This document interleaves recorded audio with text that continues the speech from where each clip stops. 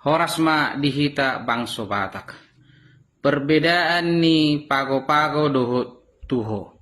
Molo pago-pago didok mau pacang-pacang manang patok-patok. Terbuat mau sian hauna karas manang na bambu tua sebagai patok-patok batas sebuah lahan, manang na lahan sawah lahan peternakan, lahan warisan, lahan ladang, dan lain-lain. Jadi dihadiri dari unsur dalihan natolu doon, mardalat dodison upasaksi ima naidokon na ingot-ingot. Hori do ihok didoton hata do si ingoton.